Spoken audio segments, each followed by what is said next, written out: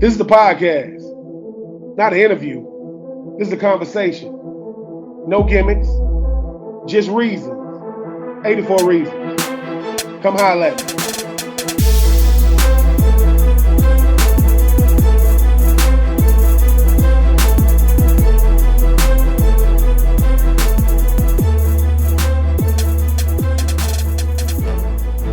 What up, my good people? If you can see this good face, you know what time it is. It's time for the latest episode of 84 Reasons. No games, no gimmicks, just reasons. We're going to get into it with my guest, who is a super duper star for the Florida Gator golf team. But before we do, make sure you go to floridavictorious.com, type in 84 Reasons in the promo code. That's 84 Reasons in the promo code. That's floridavictorious.com. We're always talking about supporting these student athletes. Put your money where your mouth is. Go to floridavictorious.com, type in 84 Reasons in the promo code, get 20% off your first month's membership. But it ain't about me. It's about my next guest, all the way from Reno, Nevada. Started off, Long Beach State, jumped in that transfer portal. Now you represent them orange and blue boys. We're gonna get into it. Too many accolades to name. Just know the man got an exemption to go play in the Shriners Open. We're gonna get into that. The great Ian Gilligan. What's going on with you today, Ian? Not much. Thank you for having me. No, thanks for coming on. Man, very, very interesting story that you have. But golf, one of the greatest games there is, doesn't have an age limit on it, doesn't have a gender label attached to it. But you are who most golfers want to be. Grew up playing golf, playing collegiate golf, and I'm gonna get into that whole story about Augusta National. I think it is about as crazy as it get. But talk about your journey though thus far. I mean, because like I said, you started off at Long Beach. We're gonna get into lymphoma, what you got diagnosed with. But how would you describe your journey thus far in your collegiate career that's still far from over, but a great story thus far? Yeah, it's been pretty special so far. Obviously, I started at Long Beach for my first 2 years, and I really enjoyed it there. Felt like I got a lot better kind of from my freshman year to by the end of my sophomore year. I just kind of learning little things and overall improving my game. So I got a whole lot better there, and I saw some really good results, and then decided to transfer to Florida, really just for the one reason of the PGA Tour U rankings, which kind of helps collegiate athletes get to the Korn Ferry or PGA Tour right out of college. And felt like I needed to go to one of the elite programs in college golf like Florida. So and then obviously this year since I've been here at Florida has been awesome, and felt like I've been learning a lot and getting better each day. So it's been great. You talk about jumping into the portal and wanting to decide what school to go to. Obviously, you got to live on the rock if you don't know who Coach Deacon is when it comes to just golf in general, college or not. But people think those decisions are easy to make. You mentioned you started off at Long Beach. You had people think I leave a school because it wasn't working out. No, it could be working out, but I just might want a little more. What went into that decision to decide to leave Long Beach and say, hey man, I want to jump into the portal and go to like you said, a more elite program?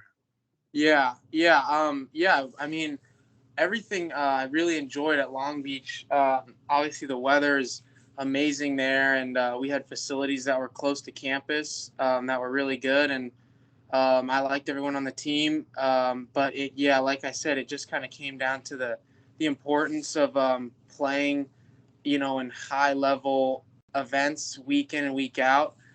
Which is what Florida and other schools like Arizona State or schools like that do. And so if I had stayed at Long Beach, it would have been a lot harder to compete in terms of rankings for PGA Tour U. So that kind of was the deciding factor. But obviously grateful for all of what Long Beach did for me. And and then in terms of picking schools, I had visited 4 schools. So I visited Florida, Tennessee, Auburn, and Georgia Tech. And I liked all the schools a lot, but kind of Florida, just right when I got here, it just like the environment was really cool, having all this football, basketball, stadium's really close, and then our dining hall is really nice, and obviously I really like both the coaches, J.C. Deacon and Dudley Hart. I felt like Dudley's experience playing professionally was something that could be very valuable. And yeah, so I just kind of that was the deciding factor in transferring, and just felt like Gainesville was a really good spot for me, and glad I made the decision. Now, Ian, I mean, you from Reno. I mean, it gets really hot in Nevada. I mean, really hot. Now I don't know, Yeah. but the humidity ain't what it is in Gainesville. You No. didn't have to adjust. You didn't have to adjust to the heat. But how was the humidity when you got here? You was like, Mom, it's hot, but it's a different kind of hot down here. Yeah. It definitely was an adjustment. In Reno, like it'll get hot. But luckily, like the elevation keeps it most of the time under, like 195 degrees. But coming to Gainesville, it was like that humidity was, you just sweat like crazy. Like, just your shirt is just a puddle in the summertime. So that was definitely an adjustment. But yeah, but I got used to it eventually, because you just have to get used to it when you're practicing for hours. But yeah, it was definitely an adjustment. You're playing in the Southern Highlands, collegiate out there in Vegas. Obviously, it come down to the wire. You get the big win. Obviously, you guys finished fourth as a team. You get the exemption to, you talk about playing in the PGA Tour. You get to play in the Shriners Open. Right. What is that feeling like? Because as a golfer, I don't even want to know what y'all go through. I mean, when people be saying I could be ranked 500 in the world, I could still be one of the best golfers in the world. It's 499 guys that might be just a little bit better than me or ranked higher than me. To know that I got the exemption, I'm going to be playing this fall, and when the Shriners Open. What is that feeling like when you with everything you've gone through to see, man, this thing is actually, everything is working? Yeah, it's definitely a special feeling. Yeah, I think going into the week, I won some pretty big events, but definitely nothing of that caliber. Just because it's one of the best tournaments in college golf, really, in amateur golf, and so I didn't really have like expectations of winning or anything like that. But I just was playing really good golf, and then I had a really good chance, obviously, going to the final round, and then to be able to get it done is really special. And then obviously with winning comes the exemption, so that's going to be really, really cool to be able to play in the fall in a PGA event. So super stoked. But yeah, it's just it's really, it's an amazing feeling. Just try to soak it all in the moment, and really enjoy it. Every sport comes with nerves. Every sport comes with some level of stress. I think golf is just different. It's you and the course every single time. You mentioned I didn't expect to win this thing. Here come that final round. My name is still atop the leaderboard.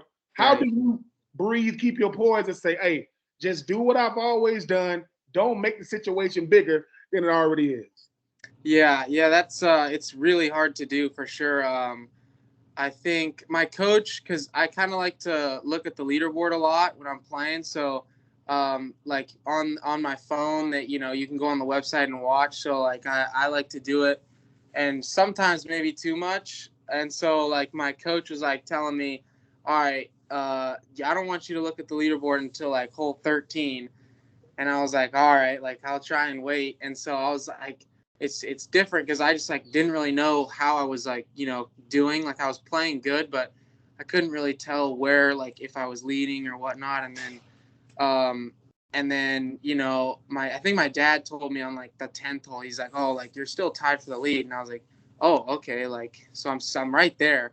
But yeah, you just really have to be able to focus on each individual shot and treat it like the most important shot that you'll ever hit. And then also kind of between shots, just trying to think about like other things in golf, because if you are just constantly thinking about golf, even between shots, like you'll just get mentally drained, and it can be very exhausting. So kind of after you hit the shot, and then just kind of think about just anything, really random things. So I've been trying to do that, and that's been helpful. But yeah, I think when it's time to hit the shot, you just really have to be focused on that. And but it's definitely tough to do. You just said something. You said if I think about golf too much, man, I'll lose my freaking mind with all this golf I play. So what do you think about in between holes? If you say, I'm not thinking about golf, what is Ian Gilligan thinking about between each shot?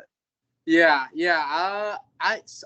Just like really sometimes I'll just be walking and just like thinking like, oh man, like the weather's just really nice right now, or just really anything that comes into my head, or what we're gonna have for dinner that night, or I'll just be talking to my coach about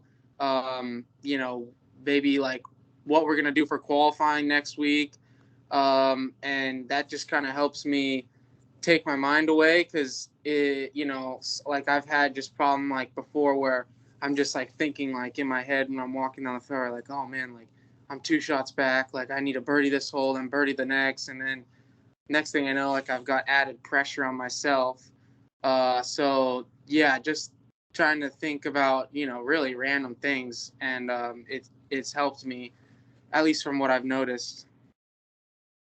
Ian, obviously, when I'm reading about you, obviously I knew a lot about you, but to the people that don't know, I mean, you still very, very young, 20, 21 years old, still have a lot of life ahead of you. But that came into doubt when you're 15 years old, and a doctor tells you, listen, you have lymphoma. Now I can only imagine what your parents are thinking. What goes through the mind of a 15-year-old being told you have lymphoma? You got to go through chemotherapy. You got the next 7 months. Like how does a 15-year-old process that? Yeah, I think it was interesting because I think obviously at first it was a shock, just because I kind of had like a weird sore or bump under my left armpit for like about a month or two, and the pain had started to get like pretty severe to where like I was having to take Advil on the golf course, and so I had no idea really what it was, but then eventually like we went to the hospital just to like get it checked out, and then they did like a biopsy on some cells and found that there was cancer cells in it. And I met, like my dad told me, and obviously I was very shocked because I was just like, I didn't know what to expect. So it was like pretty shocking, and then just kind of was very unsure like what the next stages or steps were. And so there was about like a month period where the doctors were trying to figure out what type of lymphoma it was, because it was a pretty rare kind. It's common in adults, but it's very rare in kids. So they were kind of like surprised, and they were like, I don't really think he actually has this, but luckily the survival rate was pretty good in kids, and in adults it's actually not very good, but luckily I felt like I never really like thought too much about like possibility of dying. I know my parents were worried sick, and I could only imagine like what they had to go through, but it was kind of just obviously a shocker, but then just kind of just try to take it day by day, and then just see what happens. So you're sitting there. You're 15 years old. You hear the survival rate. You saying it's very, very high. Two things probably going through your head. Okay, one, I'm gonna live. Two, okay, when do I get to play golf again? Like I know I got to go because when you that, it's almost good being young. You don't understand. Yeah. You don't understand the severity of something. You look at the mom and dad like, Mom, they said I'm gonna be fine, but then they say 7 months, no Right. swing in the club. You thinking what? Like for 7 months? How does a true golfer at heart say to himself, I know I got to deal with this, but I can't even go on a course for 7 months? Yeah, well, so luckily, there was about a 2-month period where I couldn't really swing the club just because of my armpit had gotten pretty painful. And then, luckily, right when I had started treatment chemotherapy after the first stage, it had pretty much all gone away in terms of pain and the bump. So, they said that I was actually good to play golf, which was really cool. So I actually was able to play golf during treatment, I'd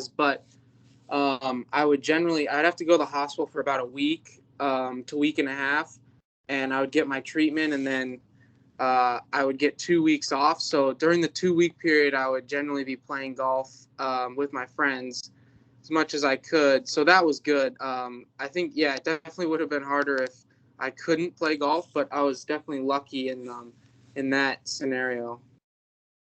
Make-A-Wish Foundation comes in and asks you, which is a great organization, by the way, comes and asks you, what is your wish? That what would you like to do? They just, you said, I want to go to Augusta National. Like, I want to go to Augusta National. I want to see it. I want to play. COVID hits, can't do it. Can't do it. Then I think you guys are doing the Gator Good Open. I think that's what you guys are doing. And then you guys got a team meeting. Coach Deacon comes in. 6 guys have been told, hey man, y'all, they going to Augusta National. One guy says, no, I'm not going. That would be your teammate Matthew Kress. He says, I'm not going. Now you hear him saying, what do you mean you're not going? Because you're going. You go, wait. Don't. Number one, you think it, don't play with me, man. Like, please don't do this, man. Like, if you don't, this ain't the time for jokes. But he said, no, you're gonna take my place. Please, if you can. And what, with everything you've gone through or been through, what is that feeling like? A teammate who any golfer, any golf lover of golf wants to go to Augusta National. Right. He gave up his spot for you. What is that feeling like knowing, man, I'm really good? Yeah, you one of the 6 that's going to Augusta National. Yeah, that was really special of Matt to do, and something that I'll probably never forget, and probably always be in debt of Matt. But our coach had just said 6 guys can go. Obviously, we have 13 guys on the team, so coach had decided the 2 guys who were on the national championship team last year were going to go, which was Matt and Doobie, and then the 4 other players were upperclassmen. And so, I understood why, and I was fine with it. But then, obviously, Matt said in a team meeting he wanted me to go. I was like, oh man, like, you don't have to do that. Like, you deserve to go. And he was like, no, like, you're going. And I was like, man, like, yeah, obviously it was just like really cool and nice of him to do. And once something I'll never forget, and super grateful that he did that, because it was an awesome experience. I read that Matt reached out to your dad and he heard about the Make-A-Wish Foundation story. He wanted to make sure and it's what he said. He said, people always talking about making a difference in the lives of others. And he said, I really wanted to do that. I don't want to just talk about it. I want to be about it. Confirmed it with your dad. And for Matt, you talk about, you'll never forget. He's like, look, man, you only get so many times to show a teammate, a friend, how much they mean to you, especially when it means more to you. Plus, your opportunity got taken away because of COVID. So he said, look, we might not, yes, we are the defending national champs right now. Yes, it helps that you got, a former national champ on the board to help get in, because Augusta National is the hottest ticket or hardest ticket to get, period. Right. But he understood the significance of it. He's saying, look, man, I got a shot to do something for my teammate. And like he said, I hope to play in the match one. I hope to get that envelope, to get to playing it one day. Yeah. But have you guys already gone? Have you guys already been to Augusta National? Yeah, we went. So hold on, whoa. So y'all, so full transparency, I am from Swainsboro, Georgia, but I graduated high school in Augusta. So I know a lot about Augusta National, Washington Road. You can't see it from the road with all the trees. Yeah. Ian, when you walk into Augusta National, could you move? Could you breathe? Did somebody have to pinch you, say, Ian, come on, let me just take this, because they open up that gate. Like, for those that have never been in Augusta National, please try your best to describe just the beauty that is Augusta National. Yeah, it's amazing. It really does live up to the hype. When you drive by, it's kind of in an area you wouldn't expect. You're just driving just a normal town, and then all of a sudden there's this massive, these trees that kind of block seeing into anything.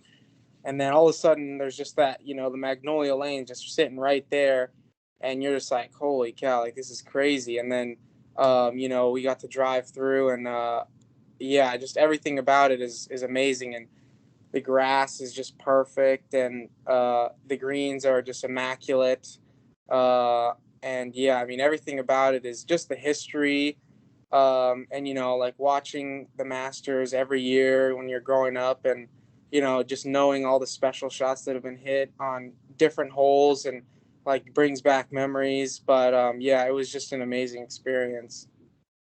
Now, a little birdie told me, had you, what if you walked in and just say, I don't know,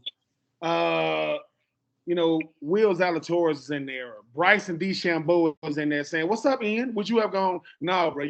And Tiger walks out the back and, "Wait a minute, fellas. What if those three guys would have been there? Would you have had like, listen, I'm gonna have a heart attack messing with y'all messing with me because I heard that obviously Tiger is everybody's favorite. If you are a golfer, he's everybody. Listen, everybody golfers grow up wearing the red polo with the black slacks we get that part. But Tiger didn't stand out to me. Will's out to stand out. Bryson DeChambeau. What is it about his game that you like? Yeah, I'm intrigued, about him. And like he, with his speed gains, with his club head speed and ball speed, that was like really cool.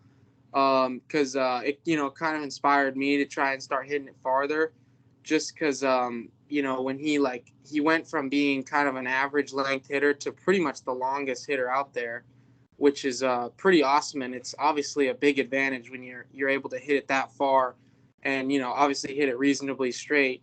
So I think that's just always something that stood out about his game, and his like work ethic to be able to do that, because it's obviously very hard to do, to be able to like not only gain the speed and the ball speed, but then also be able to convert it to the golf course and be able to put it in a tournament and hit it in play, because you can send it as far as you want, but you still have to be able to keep it in the fairway or within reason, not just spraying it into houses. So, I think, that's something that's really stood out about his game. Growing up, you being a golfer, I mean, working on your swing is something that probably never ever stops. Like develop your natural swing. But you mentioned everybody loves, the long ball when it comes to golf. But as you mentioned, it never go. I always was told in golf, the ball doesn't. It never ever cooperates with the freaking golfer. It does what it wants. But you mentioned a lot of people can go deep, but they can't go deep accurately. How important is it to say, look, man, it doesn't matter if I can hit it 300 if it's I can't find the ball. How does a person maintain? Because I heard when you first signed, Coach Deacon was talking about one thing about Ian, he can go deep, and he's saying that, but accurate as well. You say you added that to your game. What is the hardest part about going deep and keeping it straight compared to just trying to launch it? Yeah, there's definitely a fine line. I think some honestly, some of the golfers in the past probably had taken it too far. Of they want to hit it like super straight, and honestly had like lost maybe some advantage of the power, because it is very important to be able to hit it long, but then obviously there's the fine line of you're just hitting it too far with no control. So finding that like sweet spot of control with power is very important. And I think it just comes with like having some different shots with the driver. You have like the long ball that you hit when it's more open, but then kind of being able to have a more controlled driver shot, maybe if the wind starts picking up, is very important. That's something that like I've been able to use a lot, is kind of a more controlled lower ball that I can be pretty confident of knowing it'll go in play and in the fairway. And then, making sure you make the right decision of when to hit the long ball and when to be able to control it. But yeah, I think that's kind of what I've done to be able to manage that. I mentioned earlier when I first came on about Florida Victorious, we are in the NIL era of things. You guys have a lot of exposure now, a lot of access to you guys, but you guys get to do a lot away from the golf course. I mean, Florida Victorious and the different initiatives, Gator Good, and the different things that people do. How has a Florida Victorious helped the Ian Gilligan understand that, yes, I'm a student athlete, yes, I'm a great golfer, but there are people in this community who love seeing me show up, doing my part for them. How has Florida Victorious helped you expand the person Ian Gilligan more than just the athlete? Right. Yeah. Florida Victorious has been great. It kind of helps you reach a community more. And it's awesome to see the support of the community in the athletes. Because, that support of Florida Victorious helps the athletes, play better, get more support, and and really pursue the dreams of pro sports, and even when you're here at Florida. So that's been really cool to get that support from the community, and obviously super thankful for Auto ER and what they've done for me. But yeah, Florida Victorious has really been great, and super thankful for all that they do for the athletes. What has Ian Gilligan's greatest moment been thus far? I mean, you've had a lot of things you've overcome, lymphoma. You talk about going to Augusta National, getting your exemption to be able to go play in the Shriners Open. You've done a lot in a thus far in your life. What has been a moment that has stood out the most thus far? Yeah, I think if I was gonna say golf, maybe I think probably one of my best accomplishments. It's probably the most recent win. I think that's probably been my biggest win in my golf career. So that was really special. I had been playing really good golf going into it, and then to win a tournament of that caliber is really awesome, and obviously to get an exemption is really cool. And yeah, to be honest, it's still kind of tough to believe that I actually did it, but it's really cool. And I think in terms of life, obviously, being able to beat lymphoma was probably my most proud moment, and just kind of helps me put things in perspective and just always be grateful. Being grateful to play with teammates, compete with them, and be able to be an athlete at Florida is really awesome, and I'll definitely always remember it. Look, I heard that your guilty pleasure is Shake Shack. Now I ain't been to Gainesville in a long time, Ian. I know that now. See, when I was in Gainesville, when I was in Florida, there was no y'all bougie now, man. Y'all got Nike Town and Cheesecake Factory and Yeah, Chains and Whole Foods. So now you're like, hey, meet me on Archer, man. Where you at? I'm at the Whole Foods, aisle 6. Like yeah, you, like you say, you play so much golf it consumes you. And when you're not playing golf, you're in class. When you're not in class, you're working out. When you're not working out, right. you're trying to watch film. What does Ian Gilligan do to just get away? To say, look, I just got to get away for a day or two. What will we find Ian Gilligan doing when he's not not not out there on the links? Yeah. Yeah, I actually like to watch a lot of comedy stuff. Um, yeah, I like to watch like Theo Vaughn. He's probably like one of my favorite comedians, so I'll watch a lot of him, and um, like Mark Norman. They're probably like my two favorites. So I watch a lot of that. Like if I have an off day, I'll just be watching just hours of clips of that. Yeah, I've always loved comedy, so that's probably my like thing that I'll do on my off time. Your mom and dad is obviously, I mean, I don't have to say it, but yeah, they very, very proud of you for not just the person you are, the player you are, what you've overcome. They're the ones that believe in you first. They're the ones that's taking you to these tournaments when you're growing up. You all over you all over the country trying to go where the best players are. Right. Not because I have you here. What would you say to them? Because they're obviously they have to, but they're the ones that believed in young Ian first to see where you are now. What would you say to them? Yeah. I mean, obviously, I'm extremely thankful to have them in my life. My dad has been there with me every step of the way, and he's traveled with me to like pretty much every event, and has helped me a lot with making tough decisions. And obviously, so is my mom. And to have two people like that in your life always supporting you is really special, and I'm very grateful for that. And yeah, just extremely thankful for them.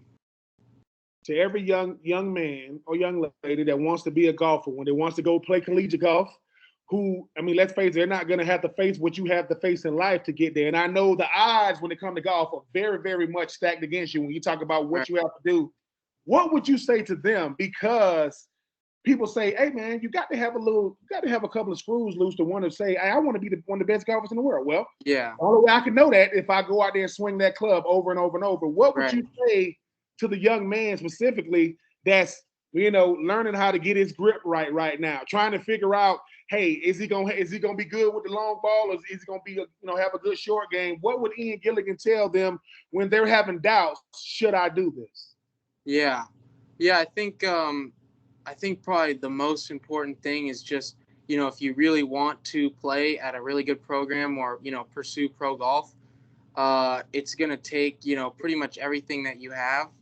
And so, you just really have to pretty much do everything that in your power to get better at golf. And it's really like, how bad do you want to play at a good program or be a professional golfer? And so if you want it really bad, then you'll do really pretty much anything to get it. And I think, that's something that like I've learned is just, whether it's, 10 p.m. at night and you don't feel like going to the range, but you just go and do it anyway because you know that it's going to help you get better. And, it just takes, everything really. If you really want to do it, then you'll find a way to do it. So I think that's probably the most important thing that I've learned. He is Ian Gilligan. Started out, listen, from Reno to Long Beach to Gainesville, won the Southern Highlands Collegiate in Vegas. Got his exemption to go to the Shriners Open. Already been to Augusta National. Like I've been there, done that. I've already done that already. But the next time he goes, he's gonna have his PGA card. He's gonna be a pro the next time he goes to Augusta National. Survived lymphoma at age 15 on the defending national champion, Florida Gators, trying to go, hey man, we defended that thing. 2023 was great. We're trying to have it in 2024. Yep.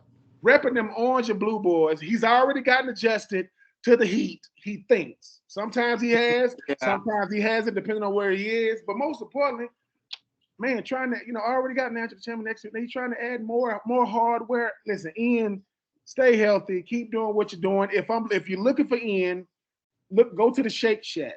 He's probably at the Shake Shack at the front of the line trying to drink something cool to deal with the weather. Ian, listen, I appreciate you taking the time today, sir. Tell all your teammates I'm coming to see them too. Tell Coach Mike Spiegler, who was there when I was there, the Ben Troupe said hello. He helped me a lot when I was there. You got some great people helping you, man. Tell your parents I said hello. Stay healthy. And like I say, keep going deep. Yes, sir. Thank you so much. I appreciate that. Appreciate it.